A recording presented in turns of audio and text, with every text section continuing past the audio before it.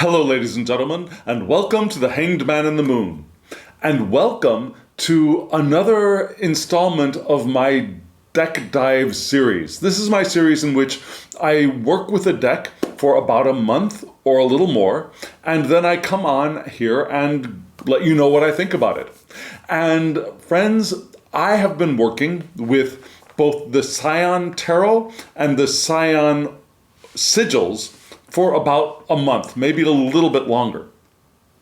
And I'm here to tell you what I think.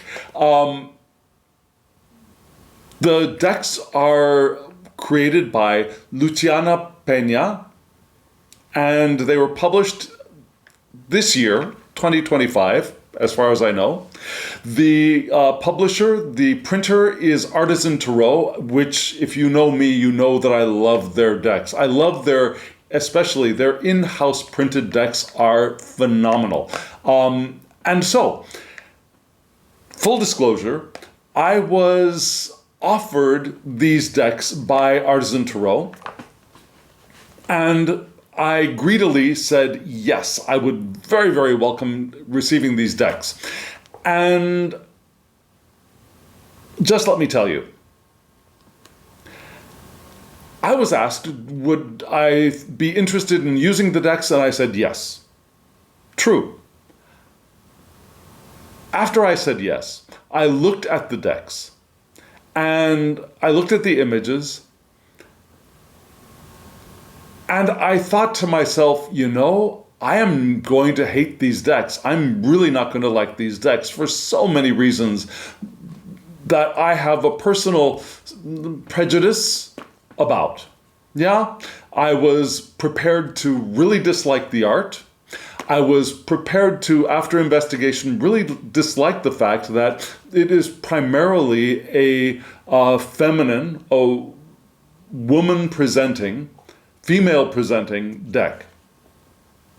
And then I thought, I don't like the colors. I was really, really prepared to hate this deck. And I was thinking, wow, what should I do? So, if you want to know what I really think about this deck, stay tuned. What am I going to do? I'm going to turn the camera down and we're going to look at these two decks. Both of them. See what I think now. Are you all ready? Friends, let's dive down. I've got a lot to say about these decks. Let's take a look.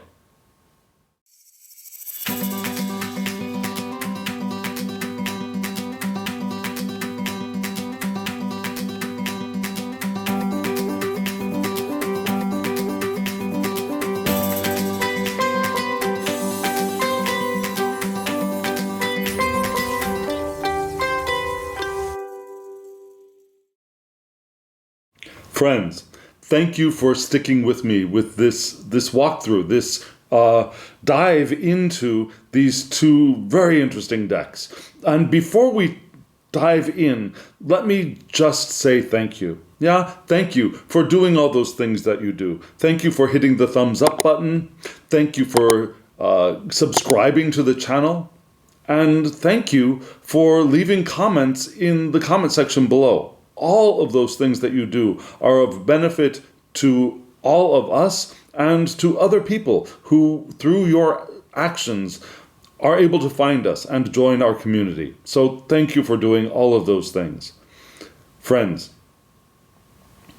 let's start off with the packaging. The packaging is very good. Yeah, we've got very similar boxes. One nice thing that I like about these boxes is that the color of the boxes matches the color of the backs, so it's really easy to tell which one. Of course, the size also tells you which is the tarot and which is the deck of sigils.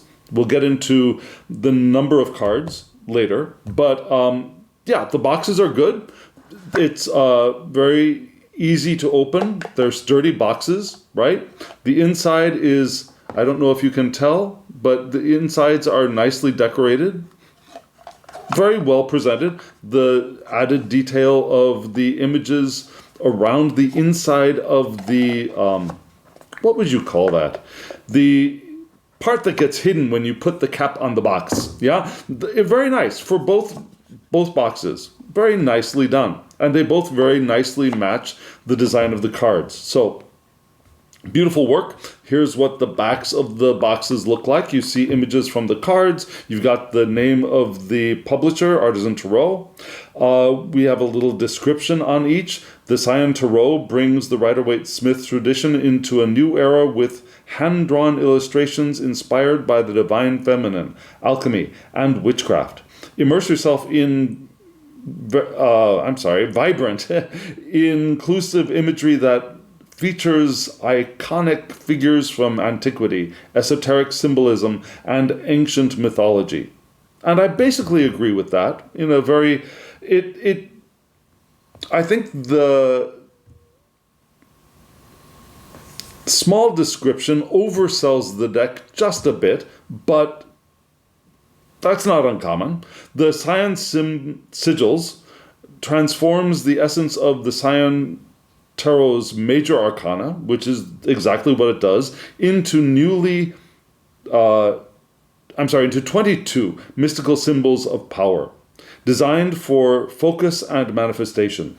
It's the perfect tool to empower your rituals and illuminate your journey. Use it as a standalone deck to gain vision and direction, or pair it with the Sion Tarot for more comprehensive readings. So, I personally do not do that kind of magic work, but if you do the magic work which would include sigils, this deck I think is excellent for that. However, the way that I use this deck is to add a layer of information, advice, focus, etc. to a spread that I laid from the Sion Tarot. And I'll show you how I did that in a little bit. But, so these are the boxes. Very nicely done, like I said. Very good imagery from the decks. Very beautifully done. Okay? Sturdy. Now, frankly, what I did was I pulled the decks out of the boxes almost immediately and slipped them into a bag, because that was a very convenient way to be working with these two decks together for a period of time of at least, like I said, a month. So the guidebooks. Guidebooks are both very good. Yeah?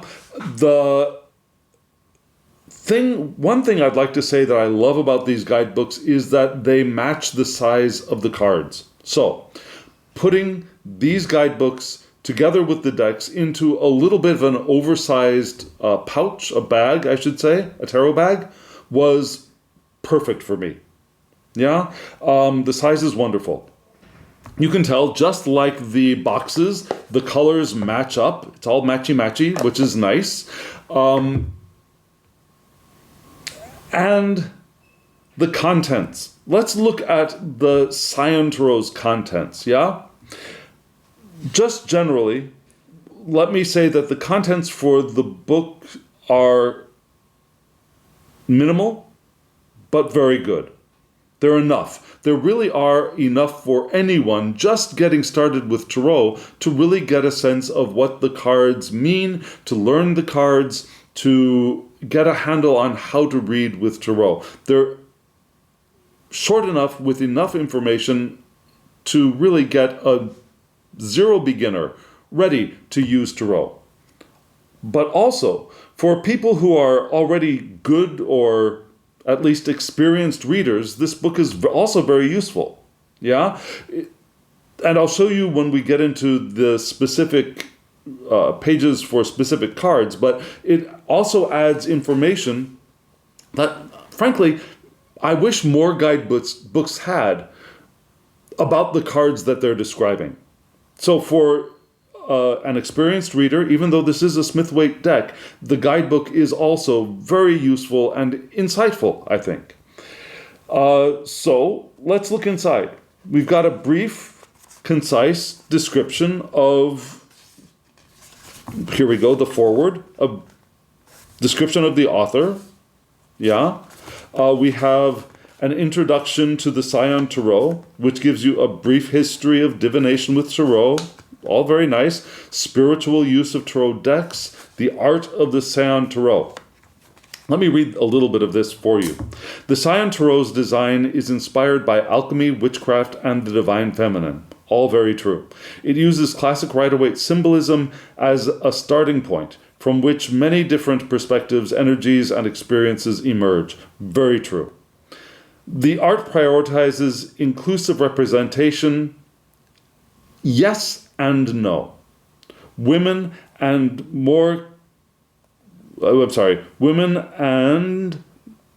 minorities in particular. So, one thing I take issue with is the idea that it is inclusive when pretty much 49% of the population being male is removed. Now, true, there are places for decks that react to the dominance of a patriarchal society 100%. I'm not saying that this deck should not exist. I'm not saying that primarily feminine, female-based decks should not exist. I'm not saying that at all. However, what I'm saying is that for my preference, even as a reaction to the patriarchy, I don't think for me the best solution is to get rid of the male representation, but rather balanced or perhaps slightly more representing the female presence is the best solution for me as a male presenting and living human in the world. Does that make sense? So I'm not saying that decks for women or decks that are primarily focused on the female experience in the world, whether that's cis or trans, or even non-binary, feminine, I'm not saying that those decks should not exist. And I'm not saying they don't have value, and I'm not saying even that they don't have value for me. I'm saying for me, I prefer having more balance. And that word inclusivity, when, again, 49% of the population is not represented very much at all, is a little bit of an irritant, but let's move on. Yeah, so perspectives and roles reflect in the tarot's, so again, particular inclusive representation. Women, yes. Minorities, yes. In particular, can more clearly see their experiences, perspectives, and the roles reflected in Sion Tarot's vibrant and diverse palette of symbolism. That is all true. Furthermore, its devotion to goddess energy leads to a more substantial female presence in the court cards and major arcana. Also very true. Women are more prominent, demonstrating the true reliability of human experiences. The true relatability of human experiences and perspectives by changing traditional gender role normalizations. I'm on board with all of that. I really am, truly. The visual simplicity of the Sion Tarot seeks to empower and inspire the next generation of readers, inviting and engaging their curiosity with bold colors and uncluttered backgrounds. All very true. Young and inexperienced readers can easily learn how to interpret tarot symbolism using their intuition, emotions, and inner wisdom, thus gaining a deeper understanding of themselves and the world. Very true. And I like that.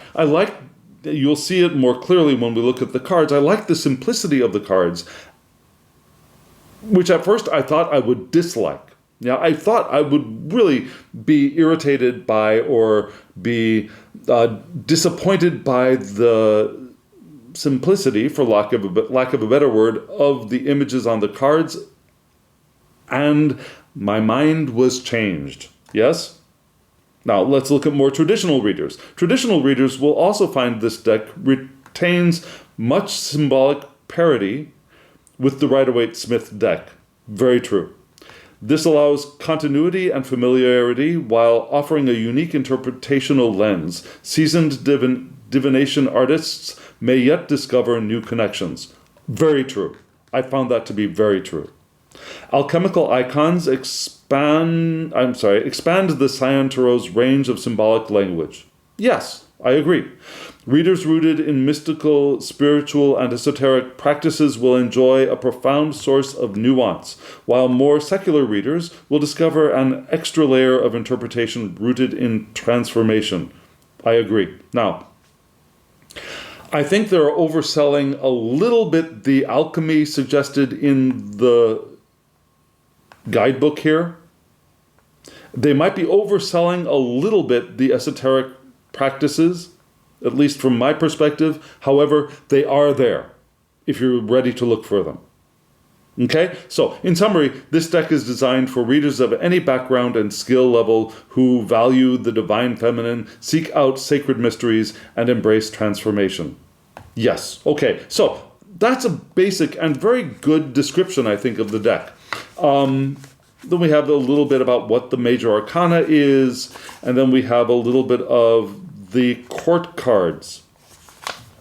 And do you want to see those now? Let me show you those now. So, the court cards. I have a little pile set aside right here. Yeah? And let me get this set to the side for just a moment. The court cards for this deck have been changed from the Page to the Guardian. The Queen maintains her Queen status. From the Knight to the Warrior, and then from the King to a non-human symbolic representation of the culmination of the suit is what I would consider this to be. Yeah? So the Guardians all have animals on them. And it's good, I think, that these animals are also reflected in the deck when we have the 4 elements on one card. Yeah. So, I forgot to pull that out, and I might pull that out later. But let me see if I can quickly find it. The World card. I think it's on the World card. Usually, the World card has the 4 elements represented in 4 animals, right? The lion. Okay, here it is in the Universe card. Okay, so here's the Universe card, right? We have the rabbit for Earth, Pentacles, right? We have the snake for fire, which is interesting. Yeah. We have the crow or raven for air, and then for water we have... Now, okay, so for water we have the frog, right? But for me, that water frog should be on the opposite side of the wheel. Let's see if I can find that page, or the Guardian of Water. And it's not coming out for me quickly. Oh, here it is. There. Okay, so, yeah. The Guardian of Cups, the water. For me, this is the spot for water. This is the spot for air. Yeah? So, just a little bit of a my little thing. But yeah, so instead of having water here, which would be the eagle, yeah, which is a symbolic representation of also Scorpio, right? We have the water frog here, which would be where Aquarius originally is, which is an air sign. You know what I'm saying? So, okay, so this is just one of my little pet peeves, and it doesn't really affect my use of the deck at all. It doesn't affect how I read with the deck at all, so it's not a thing. But, so, we've got these court cards, right? The Page is the Guardian, the Queen is the Queen, the Warrior, makes sense, is the Knight. And instead of a king, instead of a person, I mean, there are people on the card, but instead of the person, it's this person is a symbolic representation of a concept. For example, manifestation for the coins. There is invocation for air, for the swords, right? So, I like this, actually.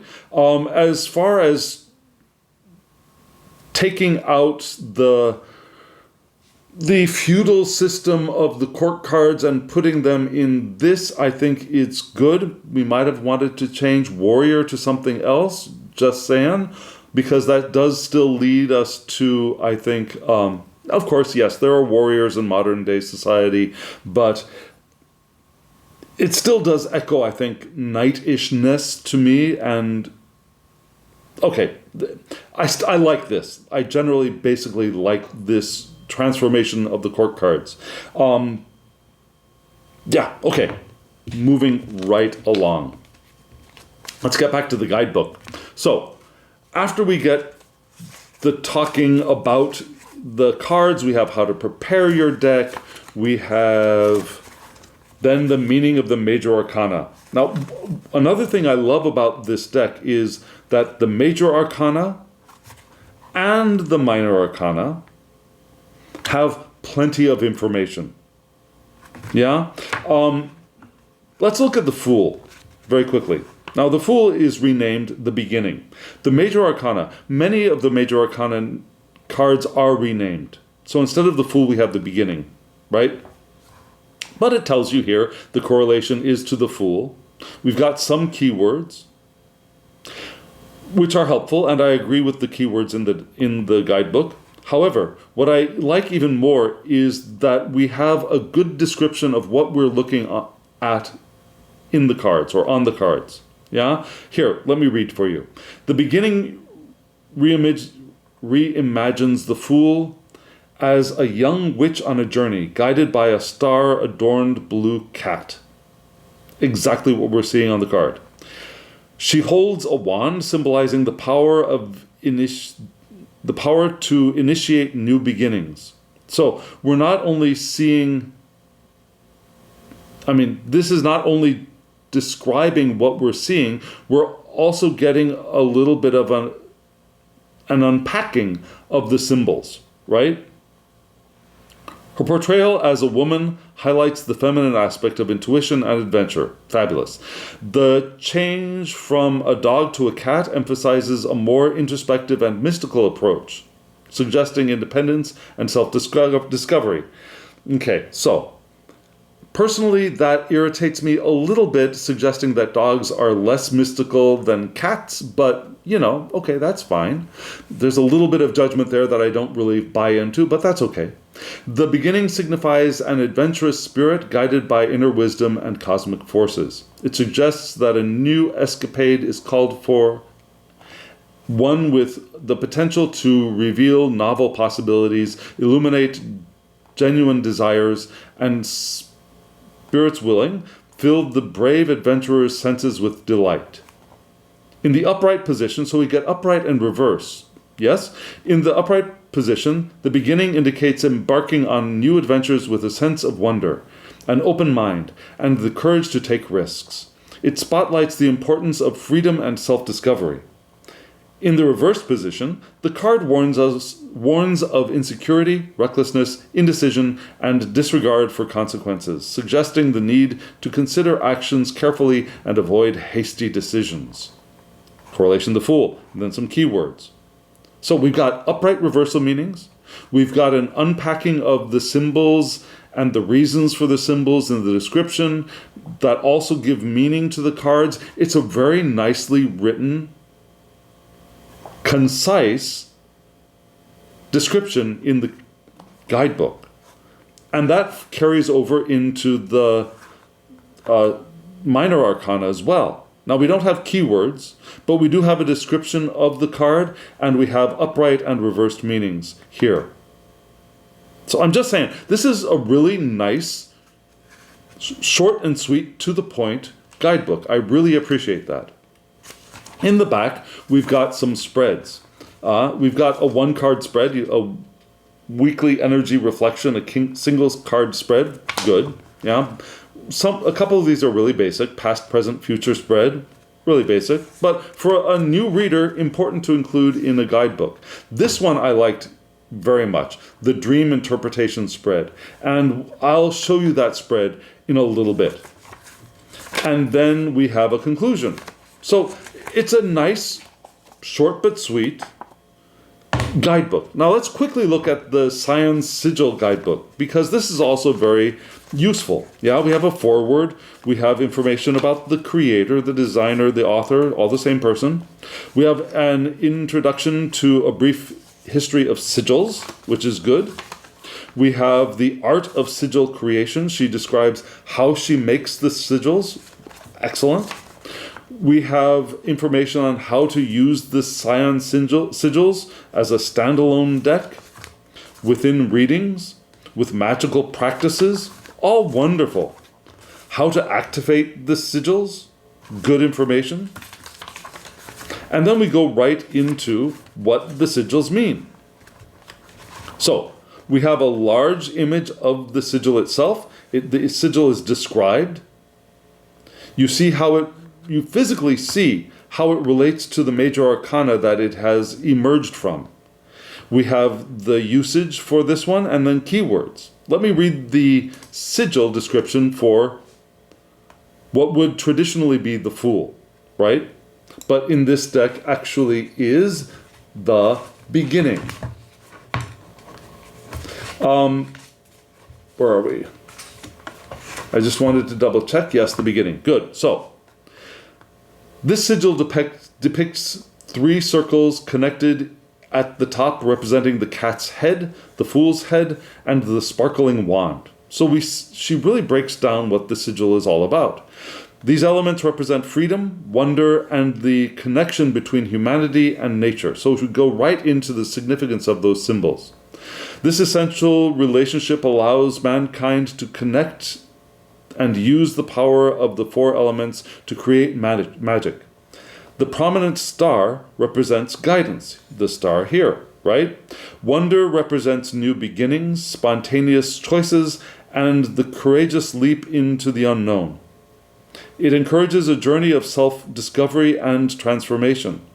The sigil energizes and balances vitality, promotes courage, and helps overcome limitations. Usage: create new beginnings. Keywords: freedom, change, spontaneous choices, new beginnings. Excellent. Excellent description. All of them are the same. Transformation, affection. The names are not the same as the cards in the major arcana, but they're an extraction, they're a distillation of one key idea from each of the major arcana, which is then again expanded. So there's a lot of, I think, alchemical work in the creation of these sigils. Then we have reading examples, an introduction, reading methods stand alone. Yeah? Situation, a ritual for that situation. Another situation, a ritual for that situation around the sigil. And then we have reading methods within readings, a situation, an intention, and then a ritual, right? Very, very helpful, because this is not a standard oracle, right? This is a very purpose-driven set of 22 cards. And so they give you a lot of ideas about how to use the cards. Very well done, I think. Okay, so that's the guidebook. The contents are great. The guidebook is very excellent and usable. The spreads at the back, I said, like I said, are very good. Now, let's talk about what I have discovered a little bit from using this deck. Yeah? Several of the major arcana have been renamed, which does not bother me, frankly. Let me see. Let me pull out. For example, Temperance has not been renamed. Yeah? However, Judgment, instead of Judgment, we have Prophecy. And I'm down with that. That is fine. Notice the tattoo on her leg, right? Notice a little bit of pubic hair here, right? Yeah, we've got skin diversity in the deck very clearly. We have lighter skinned people, we have darker skinned people, we have diverse body shapes. The sun is the sun. Yeah. What's the one? Another one I want to bring out. Okay, so the world is the world, right? But instead of the Fool, we have the beginning. And you'll notice that, which one thing that I do like, is that there is no number on the Fool card, which is what Tarot originally was, yes?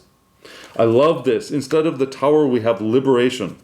But we've got that idea of it being cracked open, right? We've got the crown being knocked off. Yeah, we got fire coming out from within. We've got those little bits of fire in the sky. We got the cracking open. But there's a greater focus on the liberation from this alchemical vial instead of the breaking down and the falling out that is pointed to in most Tarot decks from the Tower, right? Instead of the Chariot, we have movement, but we've got the basic symbols, right? We've got the epaulets here. We've got the two sphinxes. We don't have the car, but that's okay. You don't necessarily need the car when we've got the title right there of movement. Let's see. Let me find one more. The Priestess. Now, the Priestess is the Priestess. And you'll notice we've got a lot of the ideas really distilled and condensed in this one image. We've got the moon in many, many places, right? We've got the blue of the water. Now, instead of the curtain behind her, she's like wearing the curtain. We've got that flow that the High Priestess has. She's holding the Torah. A very nicely distilled representation, I believe, of that card. Another thing I like is that Justice is 8 in this deck, which reminds us of, I'm sorry, the original, so it's not the original, but the more antique order of the cards. Yes, the original decks did not have the same order. We all know that, right? Instead of the Hierophant is very different. And I like this Hierophant. I like the snake of knowledge. I like the wings of the angel giving that sense of the divine. Yeah? I like the moon added to the Hierophant. So if we were to move the Hierophant into a feminine representation, a female representation, I think this does very nicely. And she represents Lilith. I mean, she is a redrawing of Lilith.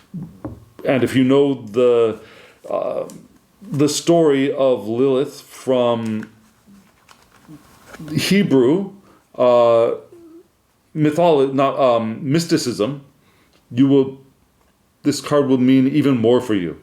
Now, I love this moon card as well. Yeah, you notice we've got a much more positive representation of qualities of the moon, I think, in this card. We've got this idea of 3 women, maybe a small coven or a part of a coven. They're dancing beneath the moon in a very spiritually connected and enlivened representation of what the moon can mean for us, rather than the frightened, scary creatures from the unconscious. We've got this joyful, exuberant, passionate reaction and interaction with lunar energy here, which I greatly appreciate. So the major arcana changes, almost all, except for one, were, I think, wonderful. We mentioned the court cards. The court cards are different, and I'm really on board with that. Now let's talk about the cards themselves. Yeah? The card stock. This, again, was published by Artisan Tarot. And Artisan Tarot's card stock is, gotta say, excellent. The best. Chef's kiss. Look at, this is not the whole deck, right? But still, can you listen to this? Let me show you a riffle shuffle.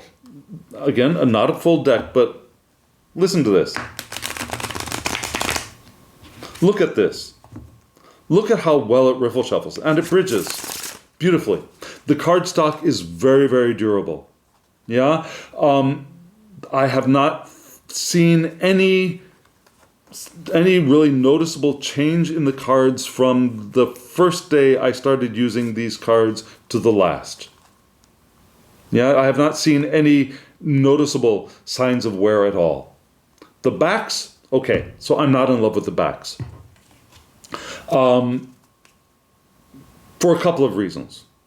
One is, I love purple, but for me, it's just me, this combination of this purple and this green do not really do it for me with this orange. It's just me. I think the idea of the design for the backs is great, but these color combinations do not match my palette. One other thing that I don't particularly like about the backs, and this is stupid picky, is that green on purple, great.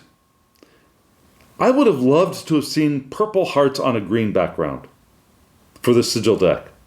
Yeah, it's, and I'm sure there are reasons for it not being that way, and I'm sure thought had gone into deciding how this back should look, and there are reasons behind all of that, and yet I would still have preferred having a purple heart on a green back and then a green heart on the purple back. That's just my bizarreness. Okay, so backs, great. The size of the cards.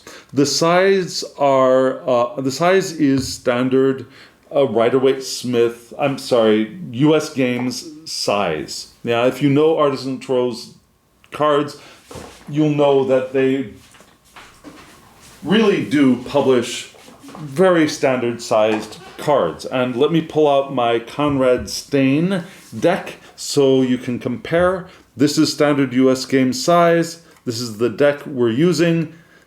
Exactly the same. Yeah, so I don't want that to go upside down. Very, very nice. It shuffles like magic. The artwork and design of the cards. So, like I said, I was certain that I would dislike the artwork on these cards before I started using them. Yeah, it's really not my favorite kind of artwork, maybe because of the underrepresentation of the masculine and myself being a man, maybe because I generally like to have a little bit more information, a little bit more image on my cards. The line work is not my favorite style of line work as well. And yet, all of that changed. All of that changed when I started to use these cards.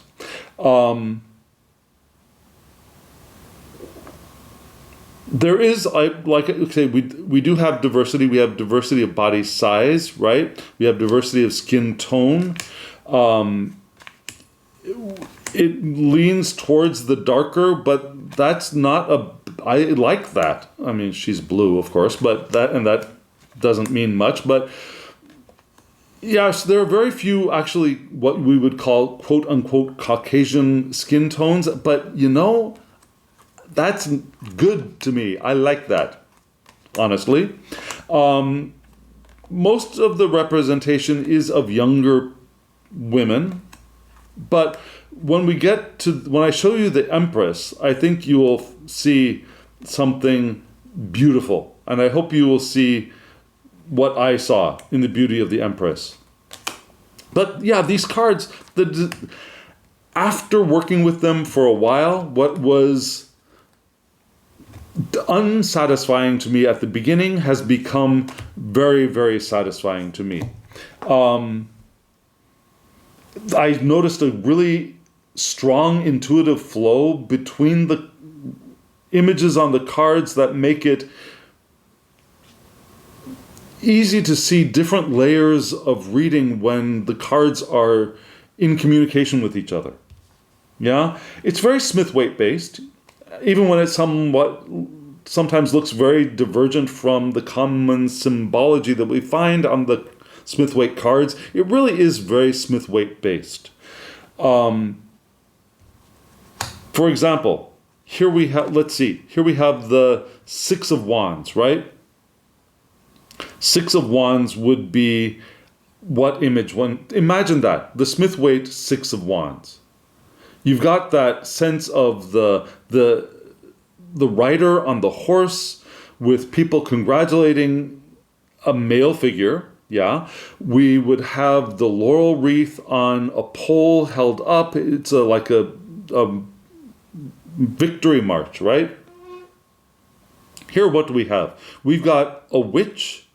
We have a very powerful symbol above her head. She looks like she is standing there victorious all by herself. We've got three phases of the moon, reminding us of the triple goddess, reminding us of the cycles, also cycles being symbolized by the circle going through the, what is the name of this? The anyways, the three loopy things here, right? That Celtic symbol. The Triskalia. Anyways, so we can get those ideas from these cards, right? Let me see. Okay, so three of swords. We got the pierced heart, right? Very sad, very sad. But here, the three of coins, we've got the two women instead of three guys, yes, working in what could be a chapel-like setting. They look like they're scrying, but they also look like they're working on something. They're doing a work together. They're doing a working together in some kind of a sacred or holy space.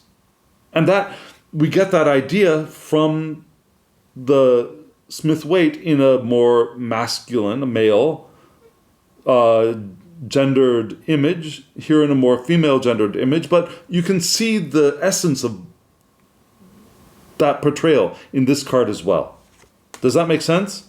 Yeah, here we've got the Seven of Wands, which is, I think, a little bit more harsh and not one of my favorite cards. A little harsher than I would generally like to read the Seven of Wands, personally. I don't see the Seven of Wands as being this antagonistic, which tied to a stake being burned, right? However, we do get that idea of being attacked from below still. Yes? Two of Cups. Beautiful, beautiful cards, beautiful images.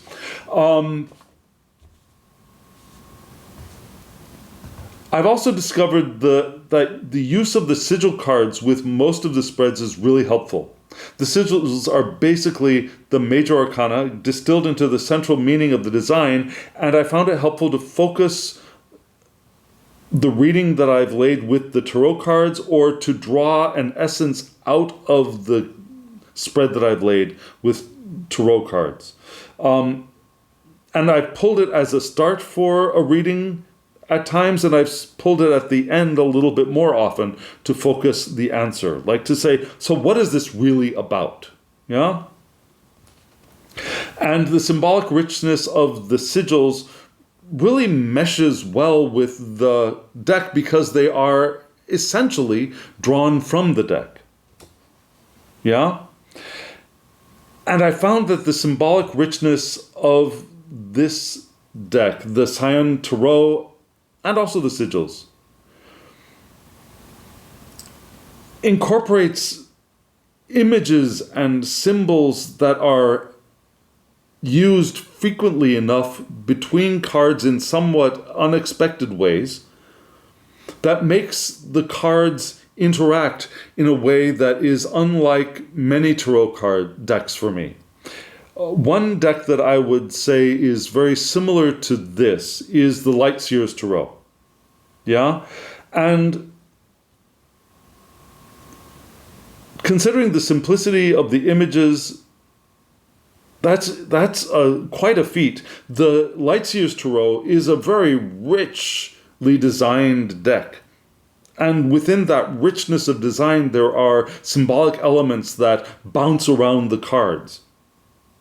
I don't know if you've used the Light Seers or if that makes sense. But even with this simplicity of the image in these two decks, I can see many symbolic echoes resonating between cards very frequently, even in smaller spreads. And I find it a very, very strong intuitive read because of that, for me especially. Significance comes easily with this deck. There are sometimes a few challenges, but with this wonderful guidebook that is, again, short, sweet, to the point, those little stumbling blocks that I came across while using the deck were very quickly solved, and so easily and quickly solved that the next time the card came up in a reading, I didn't have to go back to the guidebook. Does that make sense? So, let me show you some of the cards that I particularly liked. And let's start with the three. No, not three. How many? 1, 2, yes, 3. Count them, 3 male representations in the deck. The Emperor, she kept the Emperor, which some creators will change the Emperor out, for some other image or some other representation, but she kept the Emperor, which I like. I like that there's the seal, the priestly gems here, and I forget the name of that, from Jewish tradition. I like that. I like that the Emperor is holding a scroll. I like the Emperor reminds me of King Solomon. I like all those things, but we still have the ram representation here on the throne. Wonderful. Yes, the Wise One, which is original in the Smith-Waite deck and in other decks. The Hermit. I love this image. You got the gray beard here. I love the eyes on his cloak. I love the lantern here. I particularly love the moon up above with water dripping down from the lake, which is energized by the moon, down upon the Hermit, which is now the Wise One, and is fed by maybe an intuitive well energized by the moon, if that makes sense. Yeah? So I love these two cards. This card does have a little bit of a Santos elf male representation here. And frankly, of the cards I don't particularly like very much, this is one of them. I don't dislike it, but it seems just a little bit cheesy to me. It seems a little bit too much, like there could have been another choice here. But, it's nice. We got fairies, we got elves. Okay, that's cool. But, so these are the male representations in the deck. Now, when we get to alchemy, yeah? Here's one more male representation. I forgot. The fourth one. On the Gathering, which is the Lover card.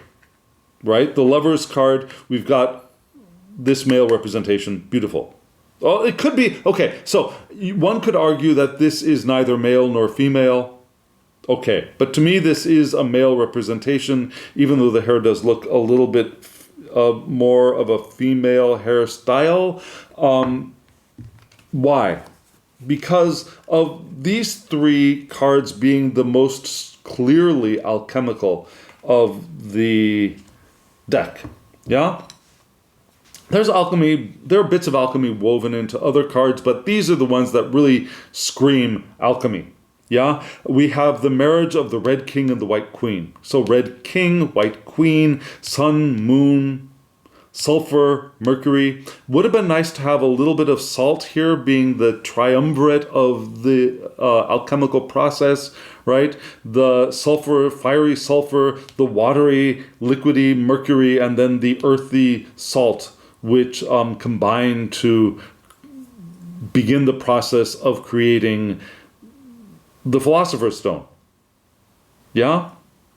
And still we have the idea of like a Cupid-ish dove from above joining the two. Their two wands, the fire wand or the sulfur wand and the mercury wand, are joined here by a third wand, which could be salt, but it's not clear to me that this is a representation of salt. Okay, so then we go on to the devil, but it's now Lucifer. Nice change. We have Solve and Coagula. Yeah, we've got two different opposite yin-yang kinds of moons here. We've got the snakes writhing up the wand of power coming up from below, very phallic, while the creature has also female breasts. Wonderfully alchemical image here of a hermaphroditic being with the two common, primary, most talked about actions of alchemy being solve, which is dissolution or dissolving, and coagula, which is bringing together or coagulation. And then here we've got this lion, which is a very strong image from alchemical texts, especially the green lion. Yeah, with the power to dissolve things, the power to break things apart, the instinctive or the animalistic energy, which is part of the alchemical process, represented here. Beautiful card, beautiful card. Excellent alchemical representation. Love all of that. Now, I'm just going to very quickly go over the cards that I like because there are too many of them. Yeah, I love this 10 of Cups. I love that we've got, instead of the cups arranged in the Tree of Life pattern, we still get that idea because it is a tree. With the rainbow, we got the little kids dancing down below. We've got the idea of tradition and legacy growing up as a tree grows up. All of those things, wonderful in this card. I love this Empress. Yeah, at first full disclosure, at first I did not like this Empress, but she came up for me several times. And the reason I did not like this Empress so much is because it makes me think of perhaps a different card. It makes me think of perhaps, I don't know, the Judgment card, rising up, yeah? There's an activity of flying here and rising up, and maybe even a Chariot card of movement forward that I do not generally associate with the Empress. I associate the Empress personally with the natural opening to the holding space for creation to happen. Now, that magical property of creating and allowing and holding space for the natural process of creation and fertility. And I don't see her holding space very much here. I see her taking off and going off on her own way. Yeah, so at first it was a little bit unsettling for me being the Empress card, but I got down with it, and now I love this card. I love this 9 of Swords. I love the idea that it's like this icy being trapped by the negative ideas. Oh, I'm sorry, this is the 9 of Wands. I'm sorry. The icy being trapped by the defensive wands, right? The wands of defense. When we think of the Rider-Waite, the guy standing in front of the 9 wands, or the 8 wands, I should say, is leaning on one other wand, making 9. We get that idea of being knocked down but still standing, right? Here we've got the idea of being in those defenses being an icy or glass prison of us that we really do want to break out of, and we see cracks here in the glass or the ice, so we can get out of there. We can get out of there. This 2 of Pentacles is wonderful. We got the ships, but I love having 2 people here connecting and balancing things together. Even in rocky turmoil seas. I love that they're coming out of water that also looks like a mirror and also feels like a magical process of like scrying, or it's just a beautiful card. I love the Three of Wands. I love that she is on her broom and ready to take off. Or she's like right at the moment of flying away. Right? She's done the planning. She knows where she's going. She's gotten on her broom to move forward. I love that idea.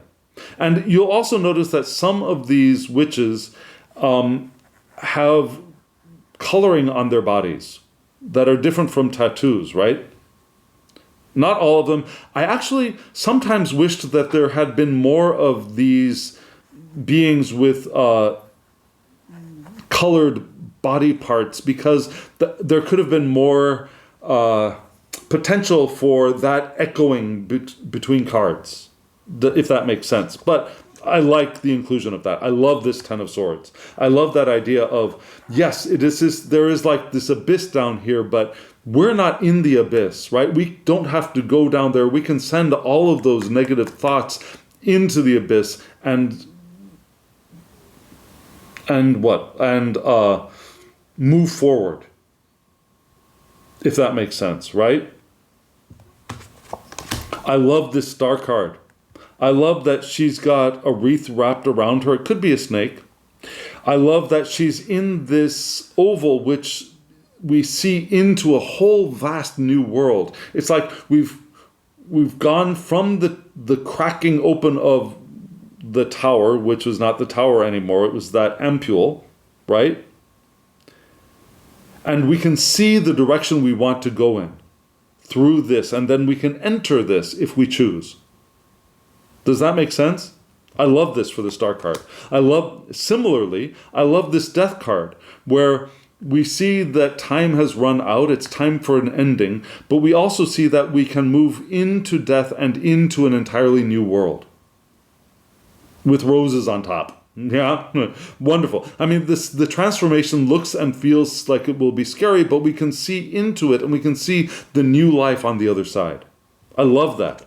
I love that. I love this magician. I don't know if you can see this, but she's got here a wand, she's got a cup, she's got a pentacle, and her sword is, where is her? Oh, here on her arm. Yeah, she's got the elements all tattooed on her body. And there she is. I love her outfit. Her outfit is beautiful. I love that she's standing in front of behind a smoky cauldron. I love that. She's doing the work. I love that she's in the lemniscate instead of it being around her waist. I love that, the Ouroboros. She's in an Ouroboros. I love that the lemniscate is on her chest. All lovely, lovely stuff.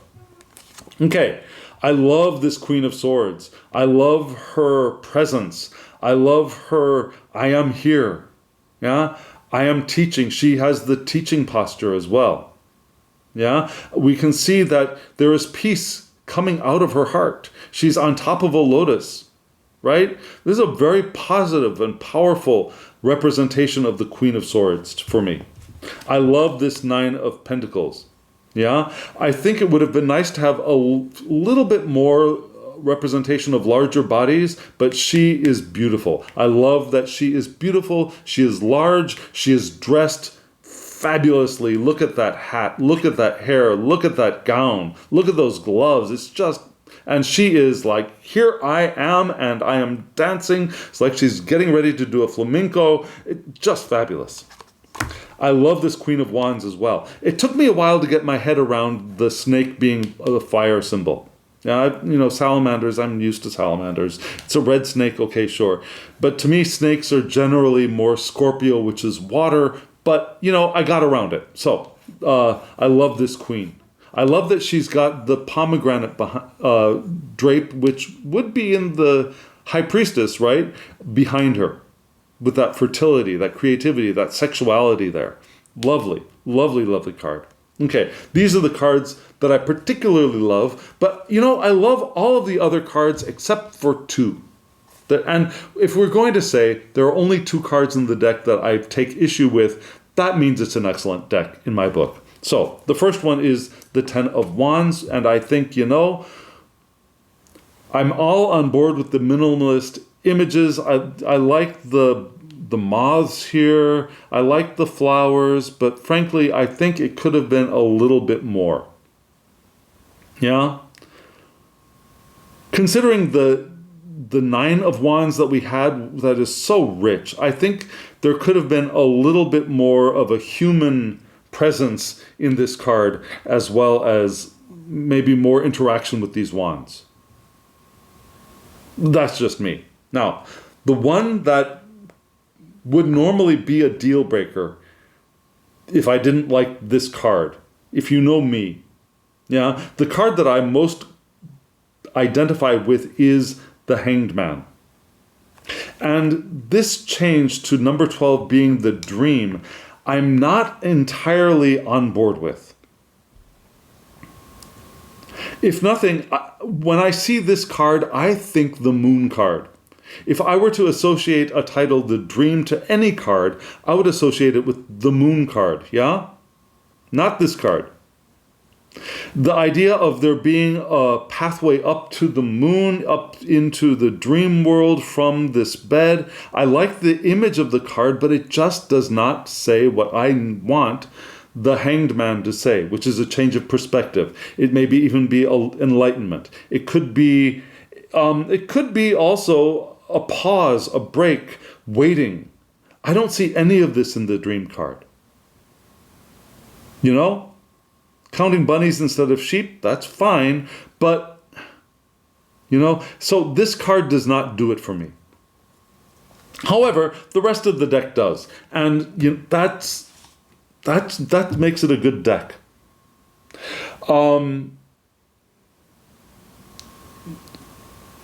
So I've really come to enjoy this deck to the point where at the beginning I decided I was going to use it every day because I was planning on doing this video.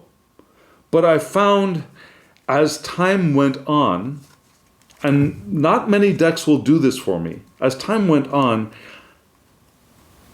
I was looking for reasons to use this deck. I wanted to use this deck more and more. Yeah? I've used this deck for very diverse purposes. I've done many different spreads, and I'm going to show you some spreads in just a little bit. I've used this deck to read spreads that I would normally read with a Lenormand deck as well, and because of the simplicity and the distilled images on the cards, large spreads, small spreads, Lenormand style spreads, they all work beautifully with this deck. And I think it really does speak to anyone who is used to reading with the Smith-Waite deck, but this also will speak to a novice to Tarot. I really can't. I want to gush, and I don't know how to gush enough about this deck. And again, I really didn't want to like this deck at the beginning, but I really, really have fallen in love with this. I should be saying these decks, yeah, with this and the Sigil deck as well. Let me just show you some of the Sigil cards here. Yeah, Wonder. So this is the Fool card, right? Silence. This would be the Hermit card. And you see the staff, you see the moon there, you see around the corners, you see the lanterns, right? Let's see. Triumph would be for the Justice card, right? Yeah, these cards are they're fabulous. And Transformation, you can, if you get used to the cards, this is the High Priestess, right? These corner images really help guide us to what it is that we are looking at. This Reflection card is the Lover card, right? Remember the two colored banners. Remember the dove above the two figures, the sulfur Mercury here, right? It's really not that difficult to find what association the Sigil is, which major arcana card the sigil is associated with. This is the Empress, right? This card came up a lot for me. Without even looking at the guidebook, right? Just a really quick familiarity with this deck will show you what you're looking at in the sigils, which is fabulous. Just love that. Okay, friends, so what am I going to do? I know this is getting long, and it's going to get longer. What I'm going to do is I'm going to show you some of the spreads that I laid with this deck. Okay? So, get ready to see. I will show you the image, and then I will talk over the image so you can see what I liked about using these cards in these ways. Does that make sense? So, here we go. Here's the first spread. Friends, this is the first spread I'd like to show you. And as I said, I used this deck, or these decks actually, both the Tarot and the Sigil deck, to read in a very wide range of spreads for a very diverse range of reasons, purposes, questions, and I'm not going to tell you what the question was for the spread or who I was reading for or what result I got from the spread. What I really want to show you is how these cards interact so beautifully. So, this isn't my first or second or third. I just want to say that this is one of my Celtic crosses that I laid with this deck. And you can see I was out and about. I had my sunglasses on a table somewhere. I was at a cafe, I believe. And so I laid this spread. You can see the guidebooks here on the side. And you know what the Celtic cross spread is, right? If you want a description of a Celtic cross spread, just let me know in the comments below and I will do that. I've got a video on my channel. Maybe I'll try and link that, describing how I use the Celtic cross spread. Anyways, so this is a Celtic cross spread. What do I want to point out about here? Well, first is, when I see this spread, of course I look for how many swords, how many pentacles, how many cups, how many wands, right? And pretty much they're all represented here, right? We got pentacles, we got wands, we got swords, we got cups, we've got court cards, we've got a major arcana card. So it's all represented in this 10-card spread, which is wonderful. But things I'd like to point out are the echoes, yeah? So for example, first thing that comes to my mind is what? Is this oval shape here, yeah? The advice and the crossing card, the card of crossing, I feel an echo there, especially with this mirror. We're looking into the mirror, we're looking into the world, maybe, yeah? Also notice the sigil I pulled out was the expansion sigil, which is actually the Empress. But I can see an echo between the Warrior Cups and this Empress card as well, yeah? You see this lone female figure, right? With hands, here one up, one down, sure. But they're both holding something. Her hands are both holding something, one a fish and one a cup. Yeah? The legs are kind of spread in this kind of... are not spread wide, but I can see this kind of shape in the legs here as well. So I can see a lot of echoes between cards in this deck. What I see here is this oval as well. The oval of the Tree of Life echoed in this oval, echoed in this oval. Does that make sense? And just for fun, oh, and also this oval down here, right? She's standing on a liquid pool. They're looking into a liquid pool. There's so many resonances between the cards. Then maybe the next Celtic cross I pulled is this one. And do you notice? Okay. If you remember the... what do I want to say? If you remember the advice card in the first one was this card. Yeah? The future card in the previous Celtic cross was this card. So the advice card had moved down into the future, and the future card has moved into the present significance. Yeah? So that astounded me right off the bat. So I think that this deck really does give me continuity. It reads well. There are echoes. Now let me show you one of my own personal fancy spreads. So this is an elemental spread. Yeah? This spread is based on the 5 elements. So in the center, you have a set of 3 cards for ether. In the upper left-hand corner, you see 3 cards for fire. In the lower right-hand corner, you see 3 cards for water. In the upper right-hand corner, you have 3 cards for air. The lower left-hand corner, we have 3 cards for earth. Yeah, and then we have on the left-hand side, the additional card from the Sigils deck, which I really did get addicted to, or I was very interested in seeing how the Sigil deck would react, if nothing else, to the larger spreads. So you can see in this deck, in this spread I should say, the Empress card sigil came out yet again. But again, we've got these ovals between the Magician and the Two of Wands in the upper center portions, yeah, for fire and air. You notice that? Do you also notice that the Queen of Wands in the lower left-hand corner is holding that upright wand with the snake rising up, and in the lower right-hand corner, we've got the Ten of Cups with that tree echoing that wand from the Queen of Wands. Yes? We also have in the Ace of Wands, the singular wand growing up out of the heart, and that developing perhaps into the Ten of Cups, which also has that wand growing up out of the heart of the cups.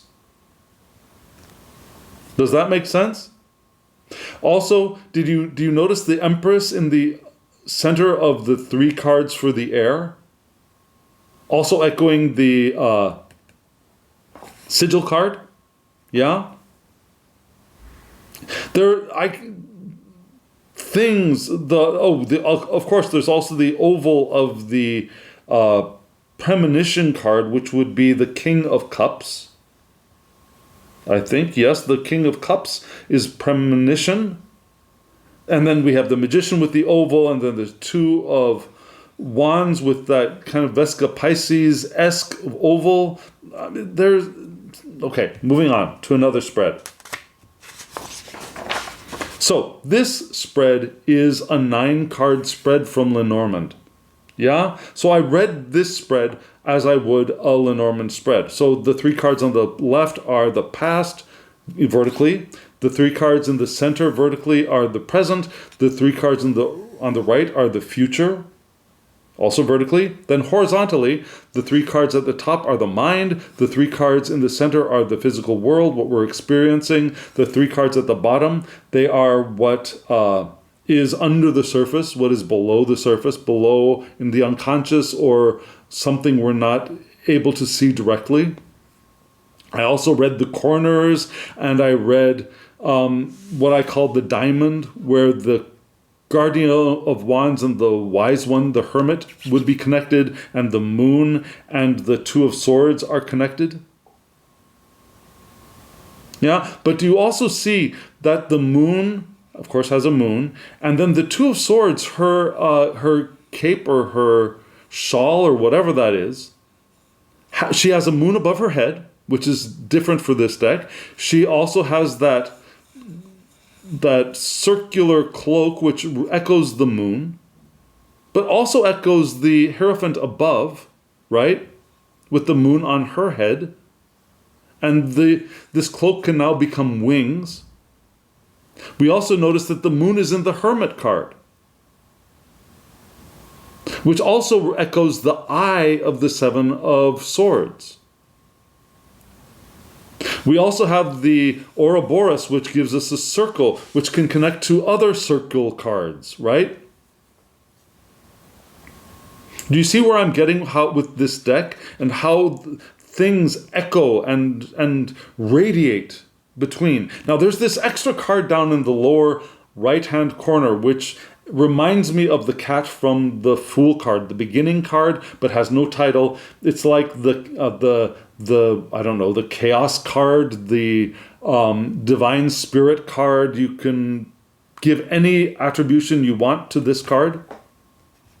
But also notice that the sigil card that I pulled as an addition is the Wonder card, which, again, has that cat from the card in the lower right-hand corner echoed in this sigil, right?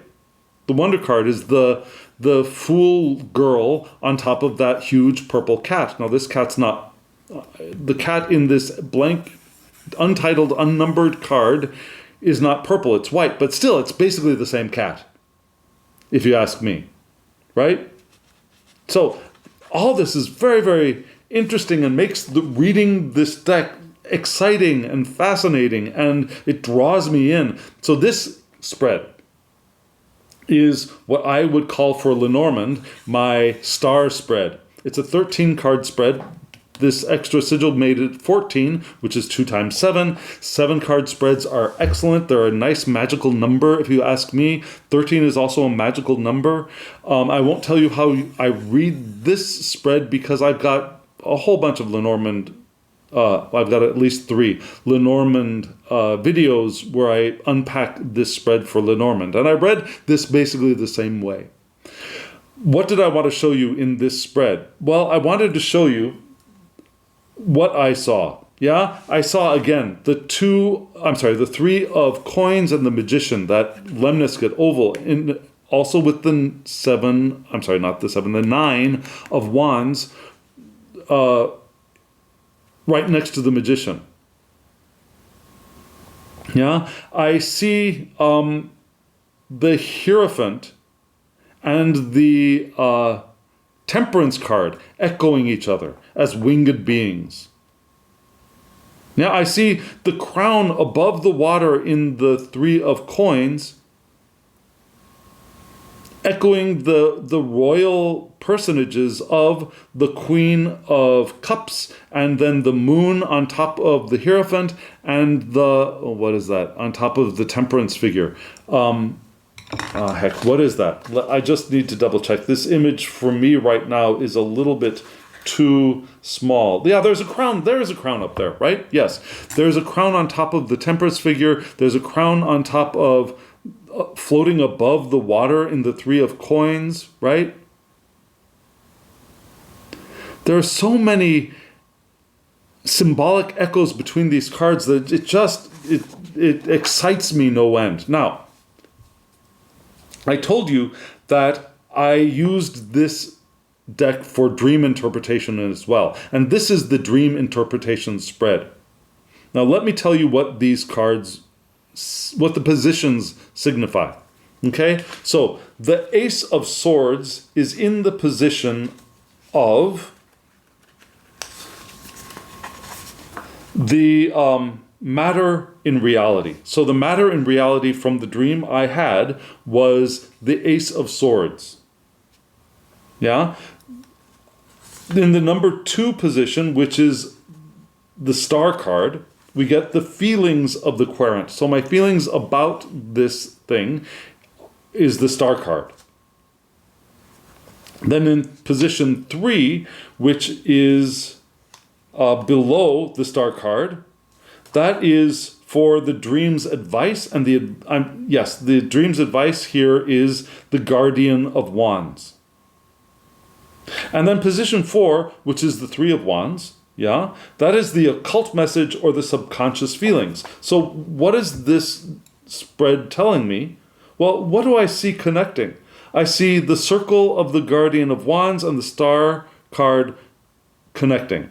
And I see those joined together in the physical manifestation of the Ace of Swords into like a lemniscate, right? Where there's the crown above for the Star card, there's the heart of the advice below from the Guardian of Wands.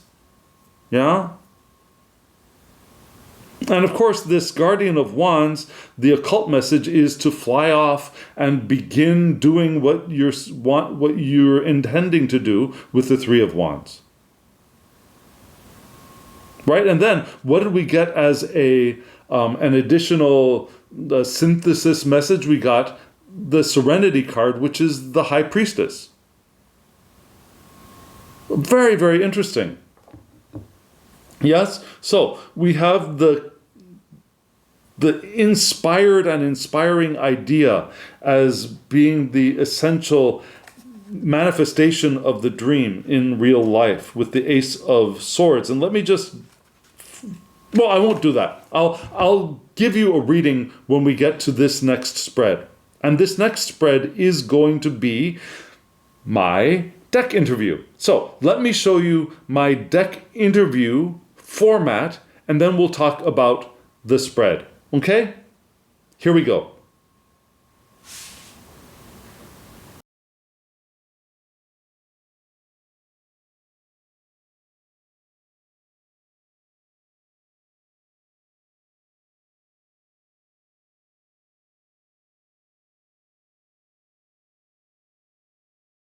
So, friends, this was my deck interview spread, right? You just saw the blank format of my interview spread, and then you saw the cards in a static image, and now let's talk about this spread. So just as a reminder, this card here answers the question, who are you to the deck? So who are you? What are your strengths? What are your weaknesses? That's the invocation, which is interesting. Yeah. What are you here to teach me? What is the deck here to teach me? What blessing can I receive from you, the reincarnation? Yeah. And this card is how can we best work together? A very interesting divinatory kind of message, right? And then the center is what is the probable outcome of our interaction, which is the Warrior of Cups. Beautiful card. I love the blue coloring on her body. I love the scaly epaulet on her right shoulder as she holds the cup, and what looks... Okay, so to me this looks like a fish. I don't think it's supposed to be a fish, but that's what it looks like to me. What is it supposed to be? Well, let me look through the guidebook and so I can tell you the way that I read this spread with information from the actual creator. Also, notice that she's got green on her body and her face. She's got blue. She's got a little bit of red there. So we have three figures here who are painted, you might say, right? Okay, so who are you? According to the deck's self-description is that she, we'll call her she. I generally like calling my decks he's, generally, but this deck is definitely a she. We have the Eight of Pentacles, which means this card depicts the focused witch working with her broom. A tree behind her is adorned with 8 pentacles, symbolizing growth through dedicated effort. Basically, Eight of Pentacles messages, right? The witch's focus and the pentacles integrated into the tree highlight the connections between hard work and material success. So this card's significance, what is this deck? This deck signifies dedicated effort and the joy of immersing oneself in labor. The importance of focusing on tasks and enjoying the process of creation. So this deck is here to do the work. It's here for us to enjoy doing the work and to enjoy the creation that we can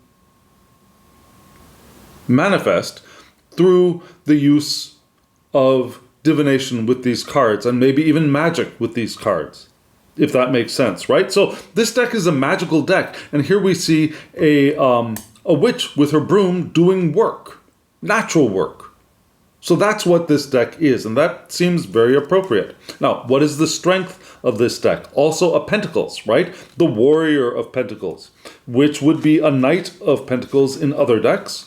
And it's interesting, in this deck, and I showed you originally, but I didn't emphasize this, the order of the court cards in the guidebook starts from the Guardian and then the Queen, right? So it would be Page Queen, which is interesting. Then the Warrior, which would be the Knight, and for me would come before the Queen in the courtly order, but here comes after the Queen. And then the distilled essence of the quality of the suit, which would be, for example, for the Pentacles, manifestation, right? So we don't have manifestation here. We have the Warrior of Pentacles. Who is the Warrior of Pentacles? So the strength of this card, of this deck is, according to this, a hardworking and efficient deck who completes tasks with prudence. This deck is one which conserves its energy wisely. And notice the reduced imagery or the focused or simplified imagery that kind of is reflected here in that idea of conserving its energy wisely, but still has a clear understanding of the path ahead. That's what this deck is here for. That makes absolute sense, right? Works hard, enjoys doing the work, has a clear focus, conserves its energy, moves step by step in that direction. Completing tasks with prudence. So what is it not so good at? Interestingly, it's not so good at the airy stuff, according to it, right? The invocation. That would be the King of Swords in other decks. Let me find you. The invocation. Where are you? Swordsies. Swords.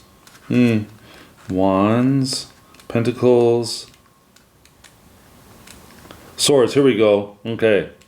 So the book is ordered by Wands to Pentacles to Swords to Cups, which takes a little bit of... it makes things a little bit more difficult for me to find because my unconscious order is Wands, Cups, Swords, Pentacles. So, here we go. The invocation. What is it not so good at?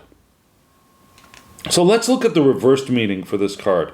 Interestingly, in the reversed position, it warns of manipulative speech, feelings of superiority, and the misuse of spiritual gifts. I don't think that's what this is saying. Now, I don't think this is saying it has evil intent. So instead, let's look at the upright position for this card. Because this is, and I did not read with reversals, yeah? The power of words, study, discipline, and mental activity to ask for support from higher beings and connect with other dimensions. That's what this deck apparently is not so good at. Yeah? Asking for help from other dimensions, studying, mental activity. And in a sense, maybe that is true. Maybe this is more of a down and dirty, let's get into it working kind of deck, rather than the... Okay, so remember how I said there are alchemical images or there is alchemical symbolism throughout the deck a little bit, and I pointed out a few cards that are very clearly very alchemical. But maybe it's not as alchemical as it might have been, and so maybe that's why it's telling me that it's not as much of a mental activity as maybe some other alchemical decks might be, if that makes sense. Yeah? So, what is it here to teach me? It's here to teach me love and family, right? It's here to teach me the Ten of Cups. And let me read for you from the Ten of Cups. And the Ten of Cups would be near the end. Here we go. So, let me read you why she chose this image. This card features a large tree adorned with 10 golden cups. A rainbow arches above the tree, signifying harmony and fulfillment. 2 children play at the base of the tree, symbolizing joy, innocence, and the last family generation. The tree itself represents stability, growth, and the interconnectedness of family. So, it signifies emotional fulfillment, harmony, and a sense of personal completion. That's what it's here to teach me. Connecting with ancestors is recommended to resolve past trauma that may impact future generations. So, connecting with ancestors, resolving trauma, fulfillment, harmony, all of those things are what this deck is here to teach me. And interestingly, the things it does well, and the things that are pretty much emphasized here are earth, earth, water, water. The more feminine elements, right? One of the things it says it does not do well is the air, which is a more masculine element, right? So that's interesting in and of itself. Now, what blessing can I receive from this deck? It's the reincarnation, which would be, can you guess what the reincarnation would be? There's no number at the top, so it's not a major arcana card. It's one of those big ideas, like the invocation, so it must be a king, right? In other decks, this would be the king card. And what element do you see? The king of fire, right? Is the reincarnation. So can you see that even though you don't really see the titles that we're used to from the Rider-Waite-Smith system, you can still see the air in this card. You can still see the fire in this card. You can see that there's no number, so it's not a major arcana card. You can see that it's probably, and it's not a minor arcana 1 through 10, so it must be a court card. And it's not a guardian. The guardians and the warriors have titles down there of who they are. The queen has a queen title down there, so it must be the king, right? So it's not that it's not that difficult to figure out. So the reincarnation is what? This card speaks of the emergence from a critical situation, self-acceptance, and the possibility of significant change. The blessing that I can get from this deck is emergence from difficult situations and acceptance and change, big change, right? The current experience may be karmic, offering lessons from past lives. So these are big intergenerational, between lives, among reincarnations, kinds of movements that this deck will be able to assist me with, right? That's the blessing I can receive from this deck. Now, how can we best work together? And I think this card is just perfect, right? The moon card. What is the moon for the creator of this deck? The moon is, the moon is, there we go. The moon indicates the need to heed the inner voice. So listening to what comes from within is how we can work best together. It's a reminder that the more self-work is needed.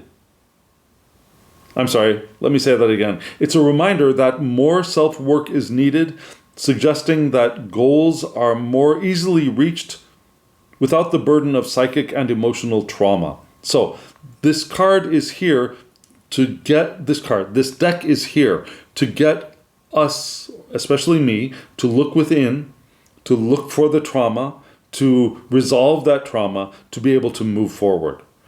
And this blessing of moving forward is right here, right? And here we had that idea of traumas being resolved. Here the idea of traumas being resolved. Here the transitions that are carried from life to life to life being facilitated as the blessing. And so what is the probable outcome? We have the Warrior of Cups. Another Cup card, right? King of water, warrior of water. This is such a beautiful and interesting deck. Who is the Warrior of Cups? Let me read the description. This card depicts a powerful witch standing in a pool of water. I see on a pool of water, but that's maybe splitting hairs. Holding a golden cup. Her calm expression symbolizes emotional depth and sensitivity. That's what this deck is here to help me achieve, I think. One hand holds the cup while the other gently touches the water. So see, this is supposed to be water, but it looks like it just looks like a fish to me. Representing the connection between emotions and actions. So the thing this deck is here to help me with especially is being expressive, creative, and emotionally intelligent. Using my sensitivity to connect with others and resolve conflicts peacefully. Yeah? So, resolving trauma. Connecting, communicating peacefully. Doing the work with joy. Not overexerting ourselves, not using energy wastefully, and not necessarily over-intellectualizing things, right? I don't think this card is saying don't pray, don't be in connection with the divine. We can't do that with this deck, but rather don't over-intellectualize, right? That's what I'm not good at. I'm not good at over-intellectualization. Emotional connections, healing, that's what I'm here to learn. And the blessing is to be able to move on, right? Healing trauma, looking within, doing the divination work also. And then standing on that pool of the moon, maybe, is the result. And being able to interact with others from a more stable emotional place, a more loving place. So this is a very beautiful, beneficial deck. And what is the essential additional message that I got from this sigil card? Well, let me tell you. Can you tell which card that is? We talked about that card in depth already from the Major Arcana. It's one that I self-identify with. Do you know which card that is? So that would be not normally in other cards the Hanged Man. In this deck, in this tarot deck, it is the Dream card, right? And the sigil drawn from that Dream card is Solitude. So the essential essence, that's redundant. The essence of this message is what? Preserving and sanctifying my personal space. Much like the silence sigil. However, it does so to protect against external demands rather than to foster active contemplation. It defines clear boundaries against external energetic intrusions and signals to the universe your desire for independence. So keywords are independence, boundaries, introspection, self-connection. That is the essential meaning. So all of that introspection was pointed to in these cards that we laid out, right? Do you see how this can tie this whole reading together? And that it very cleverly points to me. Because the card that I identify myself with in the tarot is the Hanged Man, which is the Dream card in this deck, which is now the Solitude sigil. So this deck is really smart, I think. It's really communicative. It's very rich in symbol, which in such a pared down way is also very powerful. And I have fallen in love with this deck. Has it replaced the Light Seers Tarot for me? No, it has not. But it is... I love this deck now.